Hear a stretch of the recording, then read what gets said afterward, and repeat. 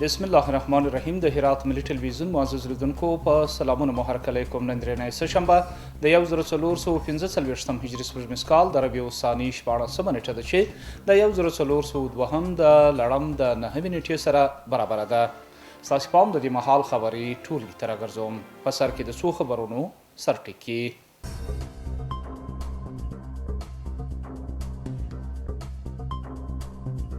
د هرات والي سره د ایران د یو خیریه مؤسسې مدیر او ملګري هیئت لیدنه.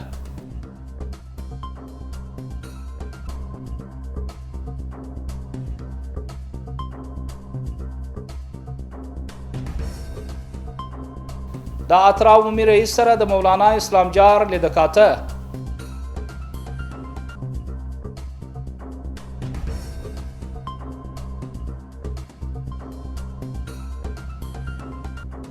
او د اوبی ولسوالۍ لپاره د نوي امنیه قومندان معرفي کېدل. ملا عبدالرحمن د دغه ولسوالۍ امنیه قومندان شو. او اوس هم پام وکړئ بشپړ خبرونو ته. د ایران څخه راغلی یو خیریه مؤسسې مدیر او ملګري هیئت د هرات والي سره لیدنه وکړه. د ایران د سرخس د شمس الایمه خیریه مؤسسې مدیر عبدالرشید رودینی او د هغه هیواد د یو شمیر دینی عالمانو د هرات والي شیخ الحدیث مولانا نور احمد اسلام جار سره لیدنه وکړه. هغوی په دې لیدنه کې د هرات زلزلې ځپلو سره خپل غم شریکي څرګنده کړه او 3 لارې مرستې او نقدي پیسې هم د زلزلې ځپلو سره د مرستې په موخه اړوند کمیسیون ته وسپارلې. وروسته د هرات والي شیخ الحدیث مولانا نور احمد اسلام جار د ایران هیواد خلکو د دې همکارۍ څخه قدرداني وکړه.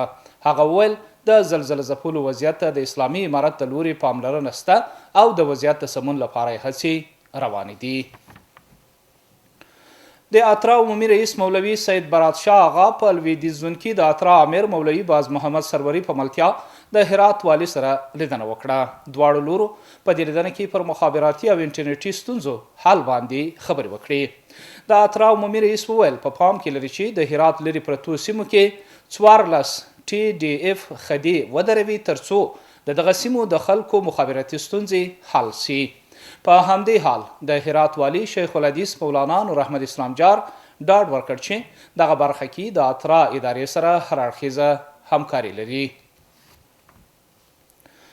د اطلاعات او فرهنګ وزارت نشراتي معین او د هرات ولایت سرپرست مرستیال مولوي حیات الله مهاجر فرعي وای که څوک د خپل جوړ کړي کتاب د چاپ توان ونه لري هغوی ته کتاب چاپوي. مولوي فرعي ویلي د مطالعې کلتور دودولو اړوند وزارت د هغه کسانو ته کتابونه ورته چاپوي چې د خلکو او ټولنې په ګټه وي. هغه د ځوانانو په منځ کې د مطالعې دود د کچې راکښته کېدو څخه اندېښنه څرګندوي او وایي په دې برخه کې ځوانانو ته برنامه تر لاس لاندې لري.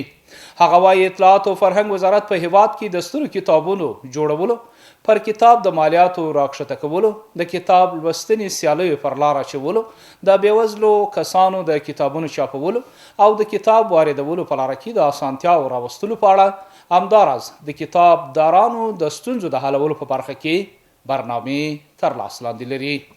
هغه لیکوالان چې دوی کتابونه لیکي او وس د چاپولو یې نه لري هغوی ته موږ اعلان کړی چې کتابونه یې چاپوو.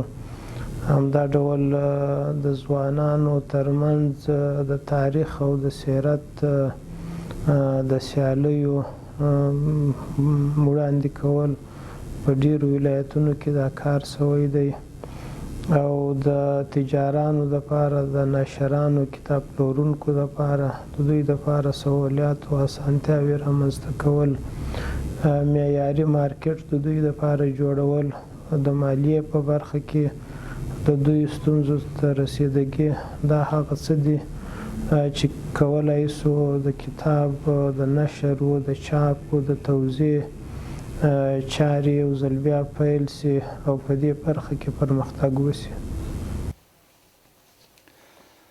دا راز د ایران څخه 10 موټره د سنگان د خلکو مرستې او دغه هیواد د سرې میاشتې مرستې د هرات سرې میاشتې ریاست ته وسپارل سوې.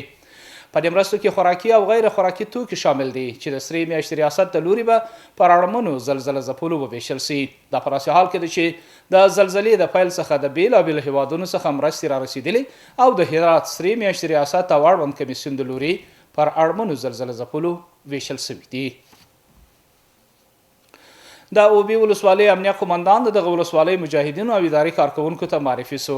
د هرات ولایت د امنیه قمندان حاجي یاسر د لزوم لید پر بنسټ ملا عبدالرحمن خالد د هرات د اوبې ولسوالۍ د امنیه قمندان په توګه ټاکل شوی او د دغه قمندانۍ مجاهدینو او اداري منصوبینو ته معرفي سو.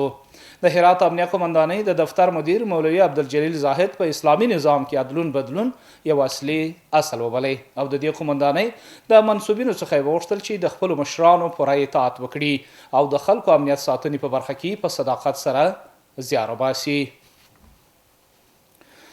د هرات ولایت د رباسنګي په ولسوالۍ کې پر 460 زیانمن شوو کورنیو 1480 کمپلونه وویشل شوه.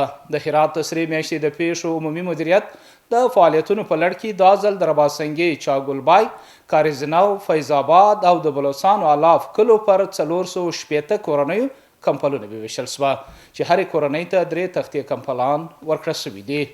دا په داسې حال کې ده چې د هرات سرې میاشتې د زلزلې د پیل څخه تر دې دمه په خوراکي، پوشاکي او روغتیایي برخو کې خپلې مرستې اړمنو ته رسولې دي. او د هرات ولایت د فرسي ولسوالۍ امنیه قمندانۍ منصوبینو د یو کشفي عملیات په ترڅ کې د نشه یي توکو یوه کارخونه د دغه ولسوالۍ په مربوطاتو کې کشف او له منځه وړې ده. د دې نشه یي توکو د کارخونې څخه 4800 کیلوګرامه نشه یي توکي او وسایل چې د نشه یي توکو په کارولو کې کارېدل ترلاسه شوي او له منځه وړل شوي دي. په دې خبرپاڼه کې په دې عملیات کې د چا د نیول کېدو په اړه څه نه دي ویل شوي. او اوس هم زموږ همکار نایب حبیبي د سبا ورځې د هوا حالاتو سره.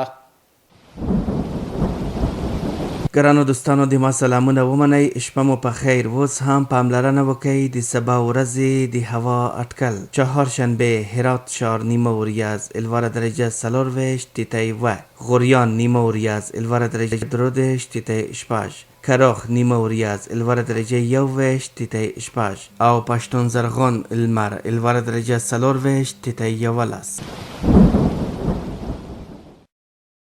محترم لیدونکو، دا خبرونه اوس په پای کې یو ځل بیا د څو خبرونو سرټکي.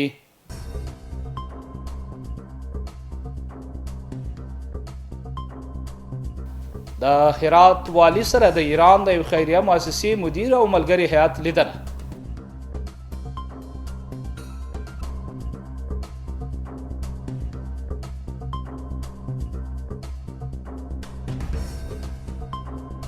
د اترا عمومي رئیس سره د مولانا اسلام جار لیدکاته.